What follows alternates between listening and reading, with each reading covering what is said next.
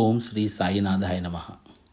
ప్రణవాత్మక స్వరూపమైన శ్రీ సాయినాథునికి నమస్కారం. సాయినాథుడు అని బాబాకి ఎలా పేరు వచ్చింది? సాయి అంటే అర్థం ఏమిటో చూద్దాం. ధూప్ఖేడ్ గ్రామ మునసబు అయిన చాంద్ పాటిల్ తన బిజిలి అనే గుర్రాన్ని పోగొట్టుకొని వెతుక్కుంటూ ఉన్నప్పుడు ఒకచోట ఒక యువ ఫకీర్ ఒక చెట్టు కింద కూర్చొని చాంద్ పాటిల్తో అతని గుర్రం పక్కనే ఉంది తెచ్చుకో అని చెప్పినప్పుడు చాంద్ పాటిల్ వెళ్ళి తన గుర్రాన్ని తెచ్చుకోవడం జరుగుతుంది. అప్పుడు ఆ ఫకీర్ని తన గృహానికి ఆహ్వానించడం జరుగుతుంది. అక్కడి నుంచి పెండ్లి ఊరేగింపుతో ఆ ఫకీర్ షిరిడి వెళ్ళడం జరుగుతుంది. ఆ సమయంలో భక్త మహల్సాపతి బండిలో నుంచి దిగుతున్న ఆ ఫకీర్ని చూసి ఆశ్చర్యపోయి యా సాయి అంటే రండి సాయి అని అంటాడు. ప్రప్రథమంగా ఆ ఫకీర్కి సాయి అని నామకరణం మహల్సాపతి ద్వారా జరిగింది. సాయి సాక్షాత్ పరమేశ్వరుడే అన్న భావం మహల్సాపతికి మొదటి చూపులోనే అర్థమైంది. సాయిని తిప్పితే ఈసా అంటే పరమేశ్వరుడే. అంతేకాకుండా సాయి అంటే మరాఠీలో ఆయి అంటే కన్నతల్లి అని అర్థం. సాయి అంటే యోగి పుంగవుడు, గొప్ప మహానుభావుడు అని కూడా అర్థం. మామూలుగా లౌకిక పరిభాషలో చెప్పుకున్న సా అంటే సాయము, ఈ అంటే చెయ్యి అనే అర్థం కూడా వస్తుంది. సాయి అన్న నామాన్ని యద్భావం తద్భవతి ఎన్నో రకాలుగా మనం చెప్పుకోవచ్చు. సాయి నామం సర్వ పాపాలను హరించి వేసే నామం. సాయి నామం సర్వ దుఃఖాలను తొలగించే నామం. సాయి నామం మనలో ధైర్యాన్ని పెంచే నామం. సాయి నామం సమర్థత చిహ్నం. అందుకే ఓం శ్రీ సాయినాథాయ నమః అంటున్నాం. కన్నతల్లి తన బిడ్డలను సమానంగా ప్రేమిస్తుంది. అందులో ఒక బిడ్డ చెడు మార్గంలో ఉన్న మంచి మార్గంలోకి తేవాలని ప్రయత్నిస్తూ ఆ బిడ్డ ఉన్నతి కోసం పాటుపడుతుంది.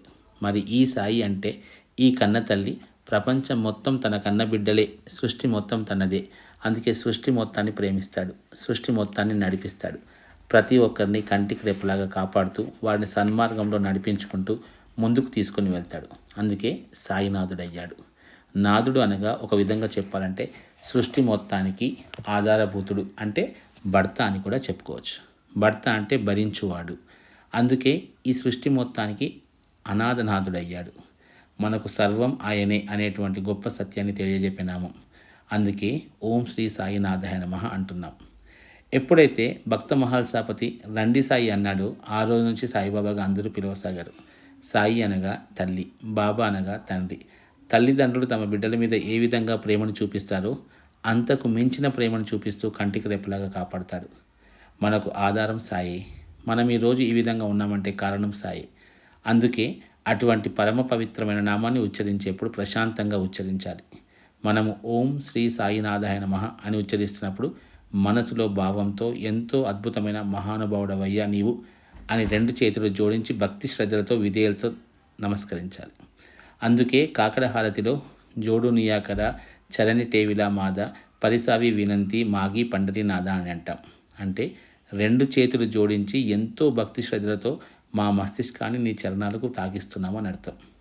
దైవం దగ్గరికి వెళ్ళినప్పుడు, పెద్దవారిని కలిసినప్పుడు వినయంగా నమస్కరించడం మన సంస్కృతి. మరి అటువంటి సాక్షాత్ పరమాత్మకు నమస్కరించేటప్పుడు భక్తితో నమస్కరించాలి. అందుకే ఈ మొదటి నామంలో నమస్కారం గురించి చెప్పుకోవడం జరిగింది. ప్రదక్షిణ చేసేప్పుడు ఊరికే చేతులు వదిలేసి తిరగకూడదు.